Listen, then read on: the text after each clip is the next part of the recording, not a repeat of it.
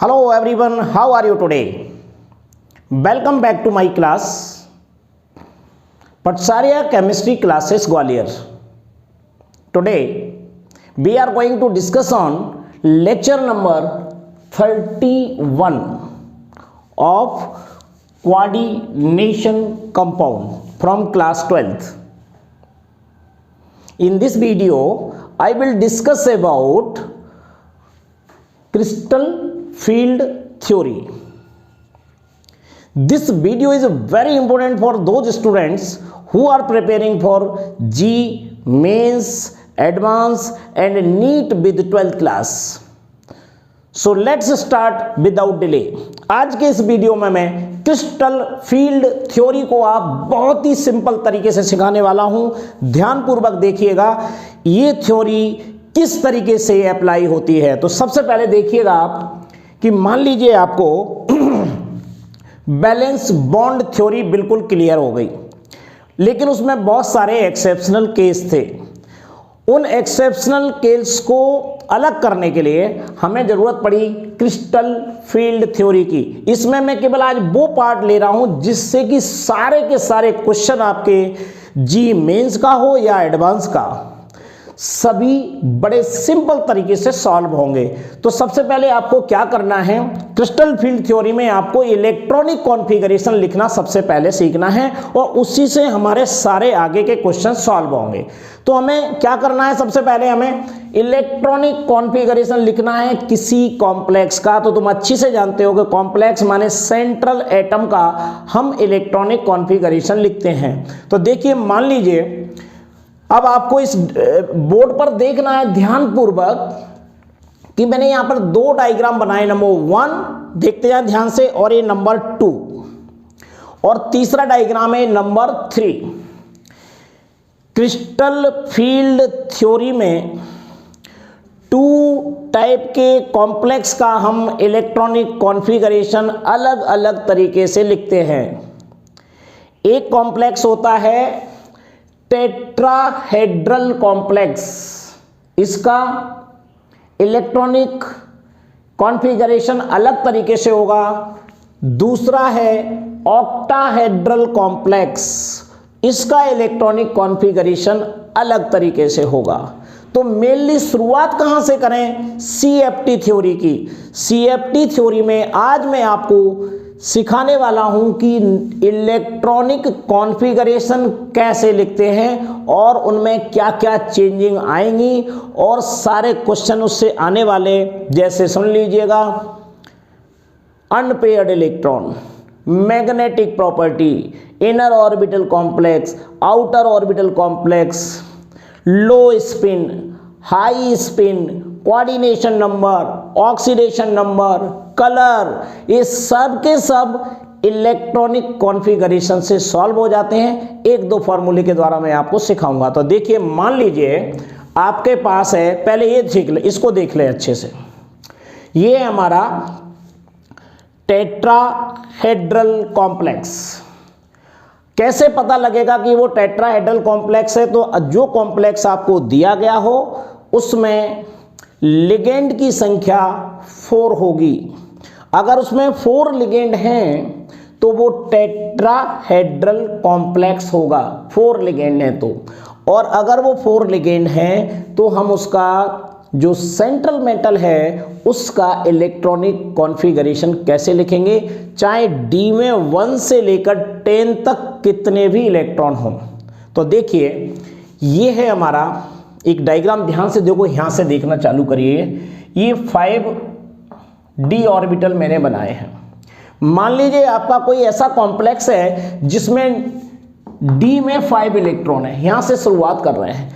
आपके पास कोई कॉम्प्लेक्स है, उसमें सेंट्रल मेटल में d में 5 इलेक्ट्रॉन है। इससे आपको सीखना है, चाहे फिर 6 हो या कम हो ज्यादा हो, एक ही रूल लगेगा।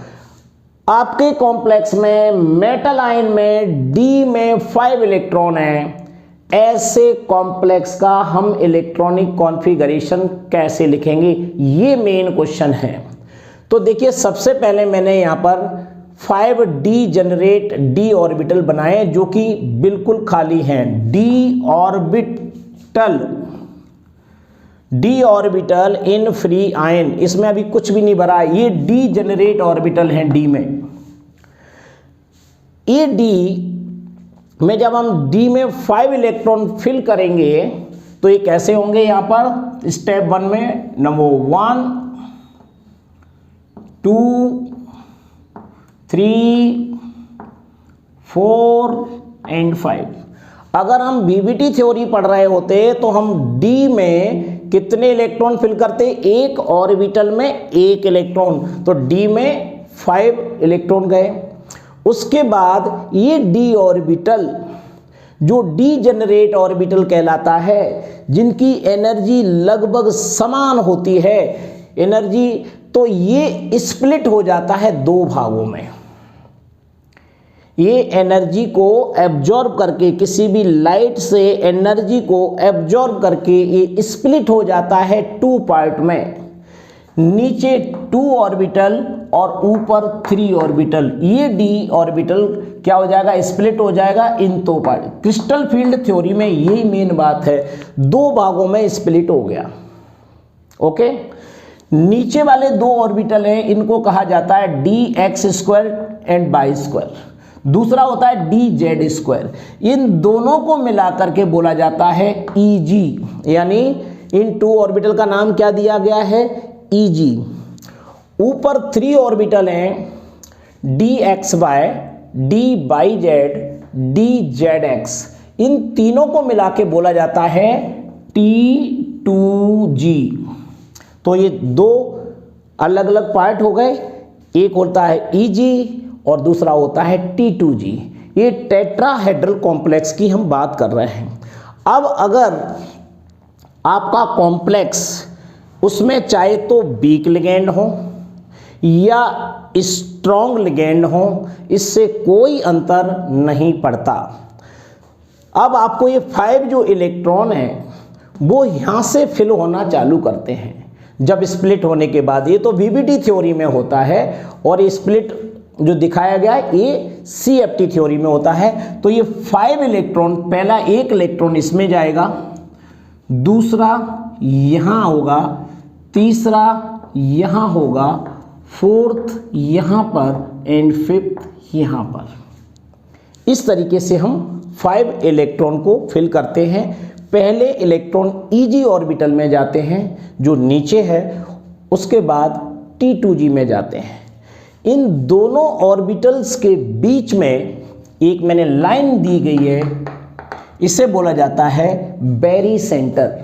बैरी सेंटर का मतलब होता है इन दोनों ऑर्बिटल्स, यानी डिफरेंस बिटवीन 2 ऑर्बिटल्स, यानी energy difference between 2 orbitals. 2 orbital means T2G and Eg।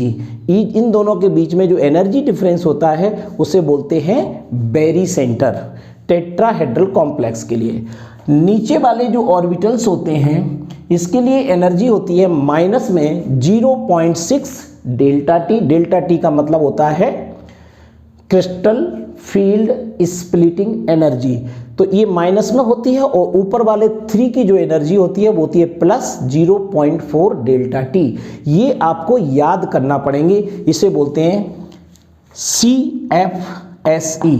ये CFSE किसका है? टेट्राहेड्रल कॉम्प्लेक्स का, इसलिए इसको delta T, T means tetrahedral होता है और ये डेल्टा का मतलब होता है ये CFSE। CFSE का मतलब होता है क्रिस्टल फील्ड स्प्लिटिंग एनर्जी, और ये बीच में बैरी सेंटर हो गया।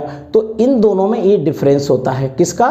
तो हमें इसकी ज़रूरत पड़ेगी सारे क्वेश्चन सॉल्व करने में। तो पहले हमें इसको चीज़ को पहले सीख लें, इसलिए आपको बहुत सारे क्वेश्चन फिर मैं आपको सॉल्व करके बताऊंगा दूसरे वाले वीडियो में। तो आपको इस समझ में क्या आया इसके कि यदि आपके पास कोई कॉम्प्लेक्स है, उसमें लिगेंड या स्ट्रॉन्ग हो या वीक लिगेंड हो, कोई अंतर नहीं होता। नंबर ऑफ लिगेंड 4 हो तो वो टेट्राहेड्रल कॉम्प्लेक्स कहलाता है। उनमें जो डी में 5 अगर इलेक्ट्रॉन हैं तो पहले हम Eg में फिल करते हैं, उसके बाद T2G में फिल करेंगे और इसमें किसी प्रकार की कोई पेयरिंग नहीं की जाती जब तक कि ये सारे इलेक्ट्रॉन यहाँ तक फिल नहीं हो जाते। यानी पहले ये भरेंगे, अब पेयरिंग नहीं करेंगे यहाँ पर, बल्कि आगे जाकर यहाँ तक पहुँच गए। अगर अब 6 इलेक्ट्रॉन होते तो अब पेयरिंग यहाँ से चालू होती। अब कई बार क्वेश्चन आपको ये भी बनने वाला है कि यदि स्ट्रॉन्ग लिगेंड, देखो यहाँ देखो ध्यान से, स्ट्रॉन्ग लिगेंड है या वीक लिगेंड है, दोनों के लिए यही डायग्राम बनेगा। इलेक्ट्रॉन हमेशा Eg और T2G में क्रम से भरेंगे। उसके बाद ये चीज यहाँ पर लिखिए, delta T is greater than P।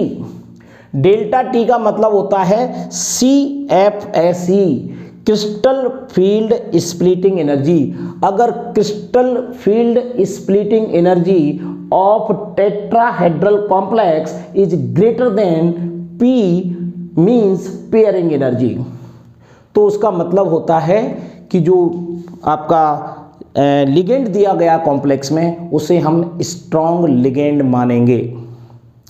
अगर crystal field splitting energy pairing energy से ज़्यादा है तो कॉम्प्लेक्स के अंदर लिगेंड कैसा होगा, स्ट्रॉन्ग होगा।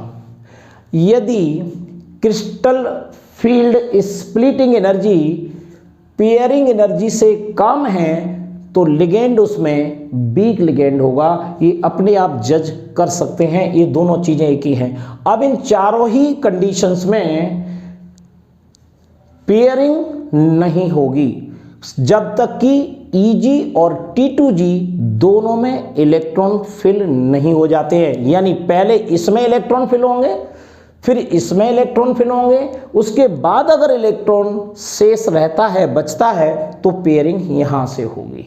बस ये है हमारी टेट्राहेड्रल कॉम्प्लेक्स में CFT थ्योरी द्वारा इलेक्ट्रॉनिक कॉन्फ़िगरेशन। समझ में आ गई बात? और क्या करना है इसमें, अगर आपको कोई क्रिस्टल फील्ड स्प्लिटिंग एनर्जी निकलवा रहा है तो ये फॉर्मूला आपको याद करना है, -0.6 NEG, इसका मतलब number of electron in Eg, plus 0.4 N-T2G, यानी number of electrons in T2G bracket close delta T, यानी इसकी एनर्जी आ जाएगी टेट्राहेड्रल कॉम्प्लेक्स की इस फॉर्मूले से। और इस एनर्जी को अगर दी गई है और पेयरिंग एनर्जी भी दी गई है तो हम देख के बता सकते हैं कि CFSE ज़्यादा है या पेयरिंग एनर्जी ज़्यादा है। अगर इनसे पता लग जाता है तो हम स्ट्रॉन्ग और वीक लिगेंड का पता लगा सकते हैं। ओके, दूसरा, अगर ऑक्टाहेड्रल कॉम्प्लेक्स है तो देखिए फॉर्मूले में थोड़ा सा चेंज हुआ है जो मैं यहाँ बताऊंगा। अगर ऑक्टाहेड्रल कॉम्प्लेक्स है तो -0.4 नीचे आएगा जैसा यहाँ पर दिया गया है और 0.6 ऊपर आएगा। इससे हम CFSE ऑक्टाहेड्रल कॉम्प्लेक्स की निकाल सकते हैं। यहाँ पर इन वर्ड को थोड़ा P मीन्स होता है पेयरिंग एनर्जी और EG का मतलब होता है डबली डीजेनरेट सिमेट्रिकल ऑर्बिटल। EG का मतलब है डबली डीजेनरेट सिमेट्रिकल ऑर्बिटल और T2G का मतलब सेम है, डबली की जगह ट्रिपली याद कर लीजिए, ट्रिपली डीजेनरेट और उसके बाद में सिमेट्रिकल की जगह एसिमेट्रिकल ऑर्बिटल आ जाएगा। ओके, ये सिमेट्रिकल है तो यहाँ पर क्या कहेंगे, एसिमेट्रिकल ऑर्बिटल। बस ये इन दोनों का मीन्स है, इससे कोई ज़्यादा लेना देना नहीं है आपको। अब आ जाइए, ये टेट्राहेड्रल कॉम्प्लेक्स में मैंने आपको इलेक्ट्रॉनिक कॉन्फ़िगरेशन लिखना सिखाया, पेयरिंग करना सिखाई कि पेयरिंग होगी या नहीं होगी। अब आ जाओ इधर ध्यान दीजिए। अब ये है हमारा ऑक्टाहेड्रल कॉम्प्लेक्स, इसमें 2 स्ट्रक्चर मैंने बनाए हैं। अगर आपके पास किसी कॉम्प्लेक्स में जो सेंट्रल मेटल है या मेटल आयन है उसमें मान लीजिए कि D में 5 इलेक्ट्रॉन है, ठीक है, D में 5 इलेक्ट्रॉन है। ये इलेक्ट्रॉन 1 से लेकर के 10 हो सकते हैं, सबके लिए रूल्स सेम होगा। आपको मैं 5 के हिसाब से सिखा रहा हूँ, इसमें कोई मैंने एग्जाम्पल नहीं लिया है। अगले वाले वीडियो में एग्जाम्पल के द्वारा सिखाऊंगा, पहले आप प्रोसेस सीख लीजिए कि अगर आपके कॉम्प्लेक्स में मेटल आयन में D में 5 इलेक्ट्रॉन है तो अब ये D में 5 इलेक्ट्रॉन है तो पहले क्या करेंगे हम, VBT थ्योरी की तरह, ये D है चाहे 3D हो, 4D हो, 5D हो, से कोई अंतर नहीं पड़ता, ये 1 इलेक्ट्रॉन इसमें फिल कर दिया हमने। ये डीजेनरेट ऑर्बिटल कहलाती है, 5 डीजेनरेट डी ऑर्बिटल ये बना हुआ है। इसका स्प्लिटिंग होगा एनर्जी को एब्जॉर्ब करके, ये 2 भागों में बट जाएगा, 3 ऑर्बिटल नीचे होंगे और 2 ऑर्बिटल ऊपर होंगे। ये ध्यान रखना, 3 नीचे और 2 ऊपर। नीचे वाले 3 जो ऑर्बिटल है इन्हें बोला जाता है T2G, इनको क्या बोलेंगे? T2G। और इन 2 को क्या बोलेंगे? EG। ये नाम दिए गए हैं, केवल इनको याद रखिए, T2G और EG। इनका मतलब मैंने यहां पर लिख दिया है, आप देख लीजिए, EG का भी और T2G का भी। ओके, अब इसमें इलेक्ट्रॉन जब स्प्लिटिंग हो गए तो ध्यान रखना, अब 2 बातें आपके सामने आएंगी। क्या होंगी? या तो आपके कॉम्प्लेक्स में स्ट्रॉन्ग लिगेंड होगा या फिर वीक लिगेंड होगा। यहां पर स्ट्रॉन्ग और वीक कुछ भी हो, तरीका भरने का एक ही है, लेकिन यहां पर पेयरिंग का तरीका बदल जाएगा। यदि अब देखिए यहां पर मैं मान लीजिए ये लिख रहा है, यहां देख लो, ये वाले पॉइंट्स को ध्यान से देख लो, delta 0 is greater than P, या तो आपको ये वैल्यू दी गई हो डेल्टा 0 की, यानी CFSE of octahedral complex is greater then pairing energy, या तो ये दी गई हो, तो हमें पता लग जाएगा कि ये जो कॉम्प्लेक्स है वो स्ट्रॉन्ग लिगेंड वाला है। या फिर स्ट्रॉन्ग लिगेंड का हमें पहले से ही पता हो, जैसा कि मैंने आपको बैलेंस बॉन्ड थ्योरी में स्पेक्ट्रोकेमिकल सीरीज बताई है। तो CFS या तो ये पता है हमें, तो ये कैसा लिगेंड होगा, अगर ये दी गई है वैल्यू दोनों की तो देख के बता देंगे स्ट्रॉन्ग लिगेंड है। जब स्ट्रॉन्ग लिगेंड है तो अब क्या करेंगे, देखिए स्ट्रॉन्ग अगर लिगेंड होगा तो इन 5 ऑर्बिटल्स में यहां से इलेक्ट्रॉन फिल करेंगे, 1 2 3 4 एंड 5। स्ट्रॉन्ग फील्ड लिगेंड है तो ऊपर इलेक्ट्रॉन नहीं जाएगा, पहले ये कंप्लीट फिल होंगे, उसके बाद पेयरिंग होगी। सबसे इंपॉर्टेंट बात है, अगर स्ट्रॉन्ग फील्ड लिगेंड है कॉम्प्लेक्स के अंदर तो पहले नीचे वाले इलेक्ट्रॉन पेयरिंग करेंगे, उसके बाद अगर बचता है तो ऊपर जाएगा। लेकिन अगर वीक लिगेंड है तो डायग्राम सेम है, यहां भी देखिए dx/dy/z dxz, और इसको बोला जाएगा T2G और इसे बोलेंगे EG। तो T2G में अब जो इलेक्ट्रॉन जाएंगे, देखिए ये 5 इलेक्ट्रॉन है और ये वीक लिगेंड है, तो पेयरिंग नहीं होगी यहां पर। तब इस कंडीशन में पहले 1 2 3, अब ये पेयरिंग नहीं करेंगे, ऊपर चला जाएगा 4 एंड 5। T2G में तीनों इलेक्ट्रॉन सिंगल हो जाएंगे, उसके बाद यहां पर 4 एंड 5 EG में चला जाएगा। अगर ये वीक फील्ड लिगेंड है कॉम्प्लेक्स के अंदर और D में ये 5 इलेक्ट्रॉन है। अगर वीक लिगेंड का पता नहीं है लेकिन उसने CFSE एनर्जी दे रखी है, डेल्टा 0 की वैल्यू दे रखी है, पेयरिंग एनर्जी की वैल्यू दे रखी है, तो यहां पर अगर delta 0 is less than P, यानी पेयरिंग एनर्जी से इसकी वैल्यू कम हो, तो समझ लीजिए ये वीक फील्ड लिगेंड है। और वीक फील्ड लिगेंड है तो यहां पर पेयरिंग नहीं होगी, 5 इलेक्ट्रॉन क्रम से बढ़ते चले जाएंगे। स्ट्रॉन्ग फील्ड लिगेंड है तो ऊपर इलेक्ट्रॉन जाएंगे ही नहीं जब तक कि यहां पर एक कंप्लीट नहीं हो जाती है, यहां पर पेयरिंग हो जाएगी। अगर टेट्राहेड्रल कॉम्प्लेक्स है इस टाइप का, तो चाहे वीक फील्ड लिगेंड हो, चाहे स्ट्रॉन्ग फील्ड लिगेंड हो, चाहे चाहे डेल टी की वैल्यू पेयरिंग एनर्जी से ज्यादा हो या पेयरिंग एनर्जी डेल टी से ज्यादा हो, दोनों ही कंडीशन में पेयरिंग नहीं होती है, इलेक्ट्रॉन फिल होते चले जाएंगे। देखिए पेयरिंग नहीं की गई है, तो यहां पर आप देखेंगे तो अनपेयर्ड इलेक्ट्रॉन कितने हो रहे हैं, अनपेयर्ड इलेक्ट्रॉन यहां पर 5 हैं, देखिए। और अगर ऑक्टाहेड्रल कॉम्प्लेक्स है तो यहां पर अनपेयर्ड इलेक्ट्रॉन कितने हैं, unpaired electron is equal to 1, देख लीजिए। अगर वीक फील्ड लिगेंड है तो अनपेयर्ड इलेक्ट्रॉन की संख्या देख लीजिए कितनी हो रही है, इज इक्वल टू 5, सब में अलग अलग आ रही है। अब एक बात और सुन लीजिए, अब आपको मैं दोबारा से एक समरी बता रहा हूं। अगर आपको क्रिस्टल फील्ड थ्योरी समझना है तो आपको कॉम्प्लेक्स को देखना है, उस कॉम्प्लेक्स में स्ट्रॉन्ग लिगेंड है कि वीक लिगेंड है, और उसके बाद में लिगेंड की संख्या अगर 6 है तो ऑक्टाहेड्रल कॉम्प्लेक्स, लिगेंड की संख्या अगर 4 है तो टेट्राहेड्रल कॉम्प्लेक्स। अगर वीक ऑक्टाहेड्रल कॉम्प्लेक्स में स्ट्रॉन्ग लिगेंड है या फिर ये नहीं दर्शाया गया है, डेल जीरो की वैल्यू दी गई है, ये इससे ज़्यादा है, तो हम स्ट्रॉन्ग ही मानेंगे। स्ट्रॉन्ग अगर होगा तो पेयरिंग T2G में होगी, पहले 1-1 इलेक्ट्रॉन उसके बाद पेयरिंग, EG में इलेक्ट्रॉन नहीं जाएगा। लेकिन वीक फील्ड लिगेंड है, अगर वीक फील्ड लिगेंड है कॉम्प्लेक्स में या पेयरिंग एनर्जी डेल जीरो से ज़्यादा है तो इलेक्ट्रॉन में पेयरिंग नहीं होगी। T2G में पहले इलेक्ट्रॉन एक एक जाएगा, उसके बाद EG में इलेक्ट्रॉन जाएगा, अब यदि इलेक्ट्रॉन बचते हैं तो पेयरिंग यहाँ से होगी। इस टाइप से 3 प्रोसेस आपको तैयार करना है, हमारे कोर्स से रिलेटेड है।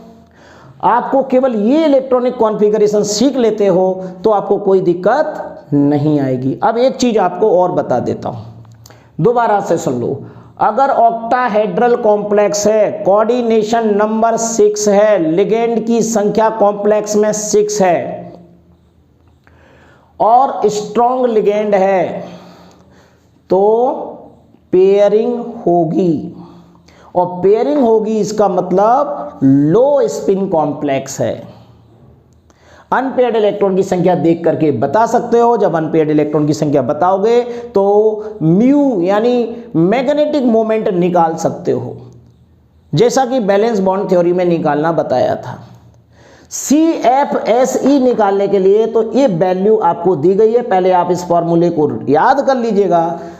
कल वाले वीडियो में मैं ये निकालना बताऊंगा कि ये कैसे निकाली जाती है CFSE, ये इस वाले वीडियो में नहीं बात करूंगा। फॉर्मूला अभी याद कर लीजिए बस। टेट्राहेड्रल का अलग है, ऑक्टाहेड्रल का अलग है, जिसमें T लगा हो वो टेट्राहेड्रल है, जिसमें O लगा हो वो ऑक्टाहेड्रल। देख लीजिए, डेल्टा T टेट्राहेड्रल और ये ऑक्टाहेड्रल।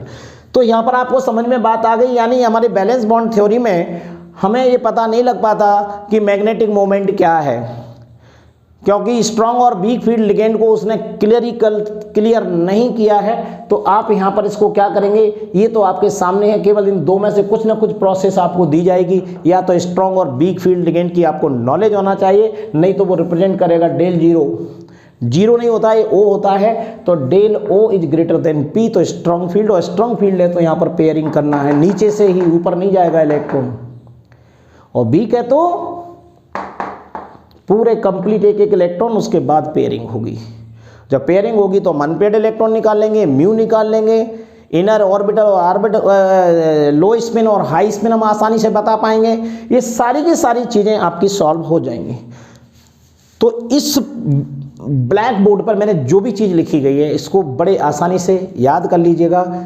डायग्राम जो बनाया उसको वैसे समझते जाइए, T2G कौन सा है, EG क्या है, कैसे इलेक्ट्रॉन फिल किए जाते हैं, स्ट्रॉन्ग फील्ड होगा तो क्या होगा, वीक फील्ड होगा तो क्या होगा, और उसके बाद में हम किसी का भी इलेक्ट्रॉनिक कॉन्फ़िगरेशन कॉम्प्लेक्स में निकाल सकते हैं। और फिर अनपेयर्ड इलेक्ट्रॉन निकालेंगे, जब अनपेयर्ड इलेक्ट्रॉन आ जाएगा तो मैग्नेटिक मोमेंट निकल आएगा, और टोटल इलेक्ट्रॉन के आधार पे हम आपको CFSE निकालना बता देंगे, जो कि अगले वाले वीडियो में एग्जाम्पल के द्वारा बताने वाला हूँ कि कैसे फिल करते हैं। लेकिन इसमें मैंने D5 यानी किसी भी कॉम्प्लेक्स के लिए जिसमें कि D की संख्या 5 हो, उसके आधार पर मैंने आपको सिखाने की कोशिश की है कि इलेक्ट्रॉन फिलिंग कैसे की जाती है। तो चलिए, इस वीडियो को देखने के बाद आपको कैसा लगता है मुझे ज़रूर अपने विचार भेजिएगा, और अगर आपको वीडियो अच्छा लगता है तो प्लीज़ अपने दोस्तों को ज़रूर शेयर कीजिएगा।